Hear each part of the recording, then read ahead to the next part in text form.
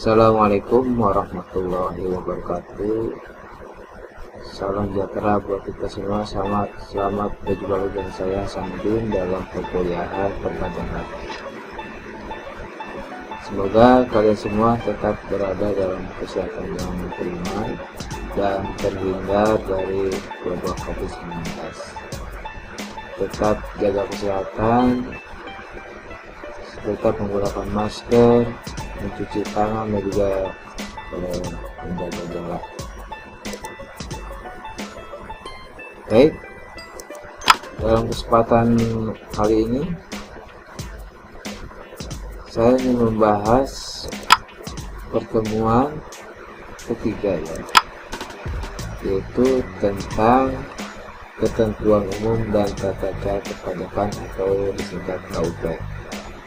Minggu kemarin juga saya sudah memberikan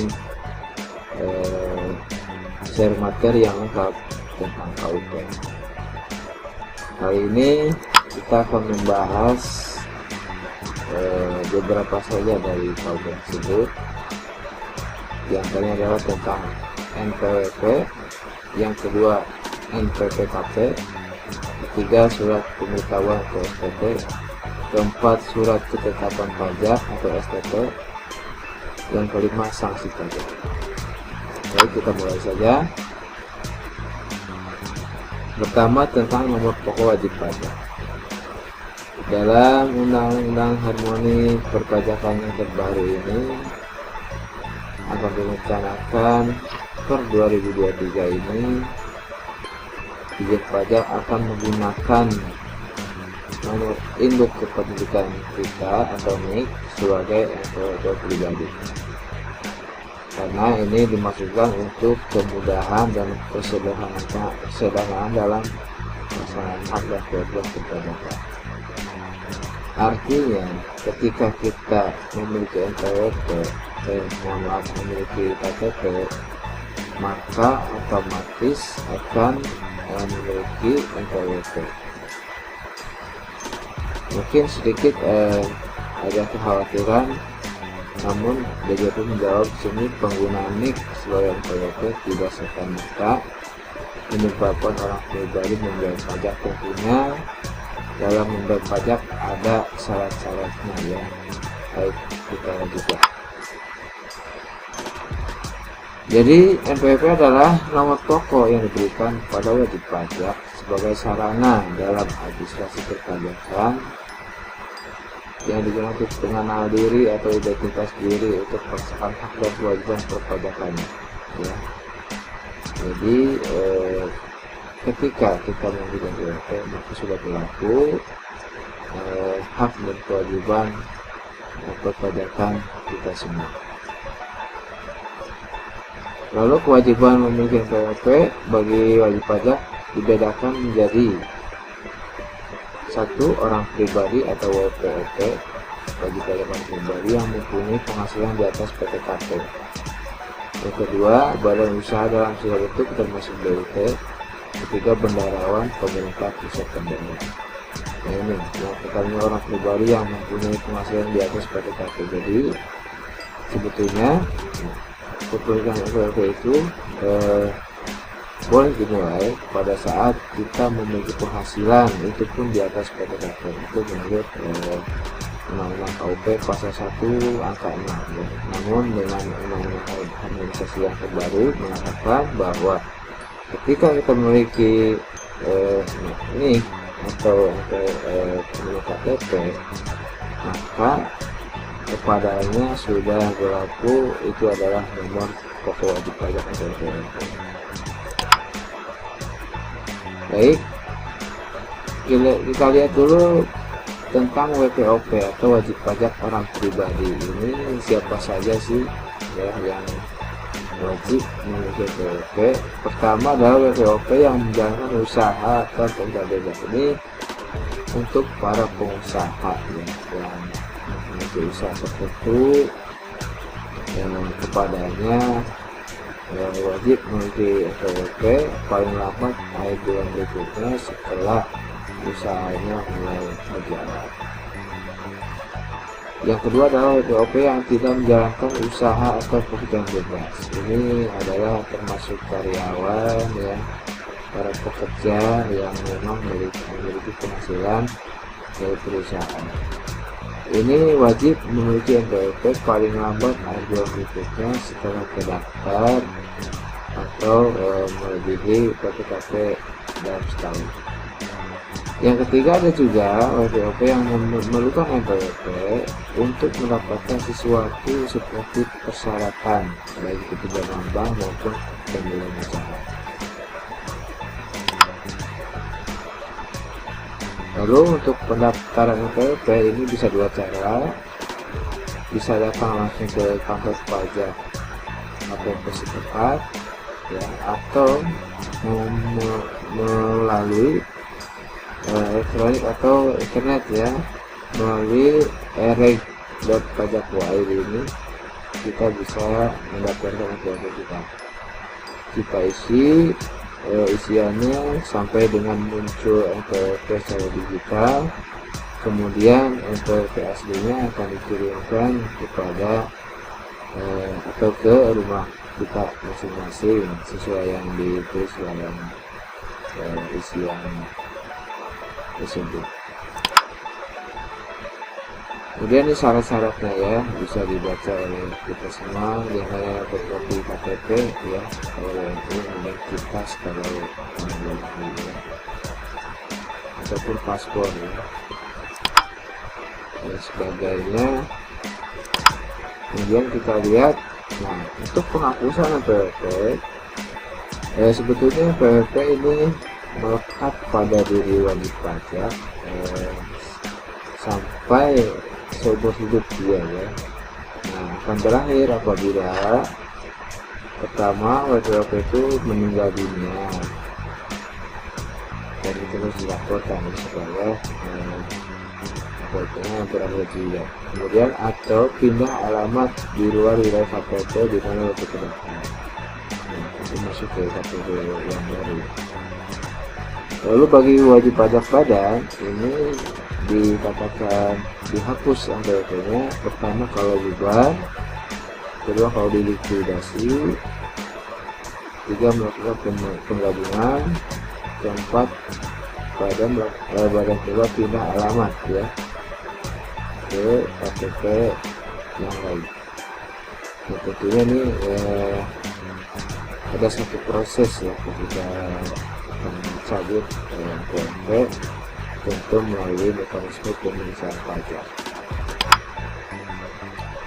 Lalu kita lihat selain atau setelah memiliki NPWP, maka langkah selanjutnya adalah kita boleh memiliki PKP atau nomor pengukuhan pengusaha kena pajak ya.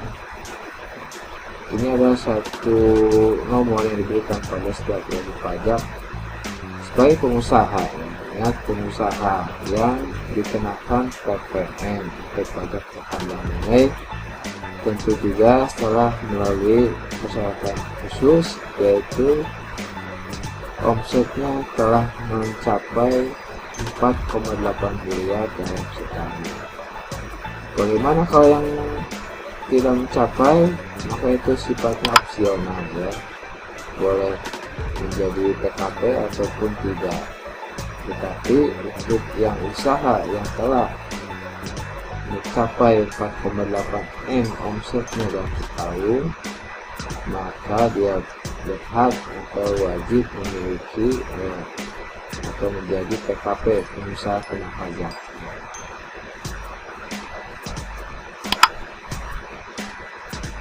Fungsinya ya, diantara fungsi-fungsi ini adalah yang paling baik adalah yang nomor 2 ya, untuk melaksanakan hak dan kewajiban di bidang PPN dan PPNB. Salah satu diantaranya adalah kalau kita menjadi PKP, maka PPP tersebut berhak mengeluarkan faktur pajak yang dikeluarkan melalui satu aplikasi SPT PPN ya. Kemudian juga berhak untuk mengkreditkan faktur pajak masukan dari WP yang lain dan juga PKP seperti itu. Setelah itu memiliki NPWP dan juga PKP, maka kewajiban lain daripada organisasi adalah harus menyampaikan surat pemberitahuan atau SPP ya. Yaitu surat yang oleh wajib pajak digunakan untuk melaporkan perhitungan dan untuk pembayaran pajak, wajib pajak dan beban pajak dan harta atau kewajiban sesuai dengan ketentuan peraturan pembayaran. Oleh karena kita mengalami sistem self assessment, PPOP itu menghitung kemudian membayar pajaknya atau kewajiban perpajakannya serta wajib melaporkan perpajakannya melalui SPP. Ini berlaku untuk semua WP ya, yaitu POP, WP badan maupun DIP. Nah ini SPP terbagi dua, ada SPP massa ini biasanya bulanan ya, kemudian ada SPP tahunan. SPP massa meliputi PPH ya, 21, 22, 23 dan sebagainya. Kemudian PPN dan juga PPN pengguna. Sementara untuk SPP tahunan ini untuk PPH misalnya badan ya, ini 1771 rupiah atau 71 dolar. Dan juga PPH OP orang pribadi ya, yang meliputi 270 untuk pengusaha, kemudian 70 S untuk karyawan atau pegawai yang memiliki penghasilan di atas 10 juta dan juga 33 SS yang memiliki penghasilan di bawah 60 juta rupiah. Berikutnya fungsi SPT seperti kita ketahui, pertama secara umum ini untuk melaporkan dan mempertanggungjawabkan perhitungan jumlah pajak piutang dan melaporkan pemotongan berjalan ya, ataupun pemotongan pajak oleh pihak lain. Nah ini adalah fungsinya mempertanggungjawabkan atas apa yang menjadi hak dan kewajiban kita melalui sistem self assessment ya. Jadi ada penanggungjawabkan untuk melaporkan apa yang telah kita hitung dan kita bayarkan pajak selama ini 1 tahun. Kemudian juga fungsi buat PKP ini atau pengusaha pajak melaporkan dan mempertanggungjawabkan perhitungan jumlah PPN dan PPNBM ya, yang terlihat termasuk kreditan, faktur masukan ataupun faktur keluaran dan juga pembayar sendiri atau kurang bayarnya. Lalu untuk pemotong atau pemungut ini fungsinya melaporkan dan mempertanggungjawabkan pajak yang dipotong atau didaftarkan ya. Jadi ini wajib melaporkan apa yang telah dipotong dan ya. Sehingga antara pemotong dan juga WP itu sinkron ya datanya. Kemudian kewajiban menyampaikan SPT ini pertama wajib pajak harus mengisi SPT dengan benar, lengkap dan jelas. Lalu disampaikan melalui djponline.pajak.id ya. Jadi sekarang tidak lagi harus datang ke kantor pajak setempat, tetapi sudah melalui online atau DJP online. Ini tentu sangat bagus agar tidak terjadi antrian ya yang kadang-kadang lebih panjang pada zaman dahulu. Lalu DJP memiliki standar ya SPT yang tidak disampaikan, dianggap tidak disampaikan. Pertama, SPT tidak ditandatangani ini bagi yang masih menggunakan formulir ya PDF. Kedua, SPT tidak sepenuhnya dilampiri keterangan atau dokumen yang disyaratkan. Ketiga, SPT lebih baik disampaikan setelah 3 tahun, jadi ya maksimal 3 tahun ya disampaikan. Kemudian SPT disampaikan setelah dilakukan pemeriksaan, ini tidak diperkenankan ya. SPT harus disampaikan sebelum dilakukan pemeriksaan dan atau diterbitkan SKP ya. Kemudian SPT dianggap tidak lengkap atau tidak jelas. Berikutnya, SPT tidak lengkap atau tidak jelas sehingga dianggap tidak disampaikan. Pertama adalah NPWP atau nama atau alamat WP atau PKP tidak dicantumkan dalam SPT yang jelas ya. Namun ketika menggunakan DJPLD ini itu sudah tercover ya. Kemudian tidak ditandangani WP ya. Di online tidak perlu tanda tangan. Kemudian ditandatangani oleh kuasa WP kalau dia mengajukan wajib pajaknya. Yang SPT induk diisi tidak lengkap, SPT kurang baik tetapi tidak dilakukan SSP ini khususnya SSP sudah elektronik. Kemudian juga masih dalam SPT tidak lengkap atau tidak jelas, SPT tidak atau kurang disertai dengan lampiran pada formulir baku dan atau disyaratkan. 2. Terdapat lampiran yang tidak diisi dengan lengkap. 3. ISPT digital yang hanya menyampaikan SPT induk tanpa disertai media digital. 4. Data SPT tidak sesuai dengan data CTKP ya. ISPT disampaikan via jaringan komunikasi data tanpa berita acara pengetahuan data.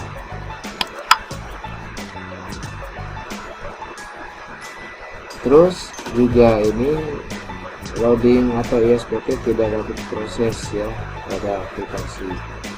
ISPT yang dengan data digitalnya tidak diisi atau diisi tetapi tidak lengkap. Ini juga yang kedua SPT tidak disampaikan, tidak dianggap tidak disampaikan.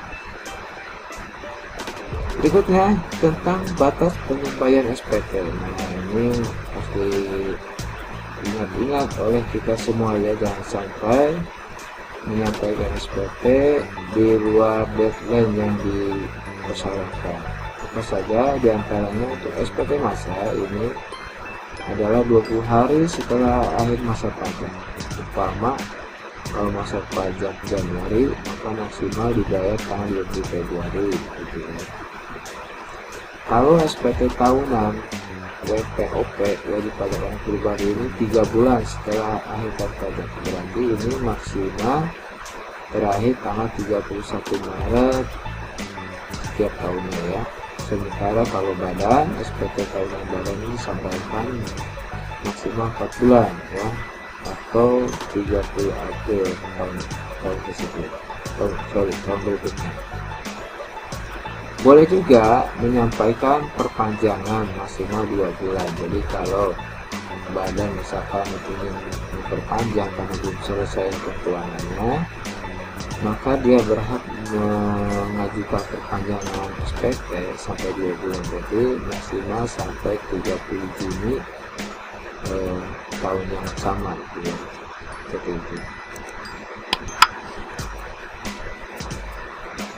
Lalu apa sanksi apabila tidak atau terlambat menyampaikan SPT? Ini sanksi tidak menyampaikan atau terlambat sama ya. Kalau begitu ini tidak usah lapor, tidak juga ya, tidak begitu. Waktu terlambat tetap harus disampaikan dan mendapatkan sanksi, diantaranya SPT masa untuk PPN ini 500.000 per SPT ya, sementara ini 100.000. Kalau SPT tahunan WPOP ini kalau terlambat atau tidak mendapat SPT ini 100.000 rupiah. Sementara kalau badan itu sanksinya 1 juta rupiah. Karena itu hati-hati jangan sampai terlambat atau tidak menyampaikan SPT. Lalu hak dan kewajiban pajak ya setelah menyampaikan SPT. Ini boleh berhak memperpanjang jangka waktu SPT tadi yang sudah saya sampaikan ya, maksimal 2 bulan. Dan juga yang kedua membetulkan SPT yang telah disampaikan ini selama belum diperiksa oleh DJP dan juga paling lama 2 tahun sebelum dewasa. Dan juga terakhir boleh melakukan sunset policy ya, untuk melaporkan harta yang belum dilaporkan. Baik, itu saja yang bisa saya sampaikan dalam pertemuan kali ini tentang KUP ya. Untuk sisanya silakan kalian baca sendiri. Materi KUP yang pernah saya berikan lengkap ya, banyak sekali slide-nya yang bisa kalian pelajari dan pahami. Apabila ada yang ingin ditanyakan atau belum dipahami, silakan untuk ditanyakan melalui chat WA ataupun forum diskusi di elemen BSID. Terima kasih atas perhatiannya, kita juga mengulang. Terima kasih. Assalamualaikum warahmatullahi wabarakatuh.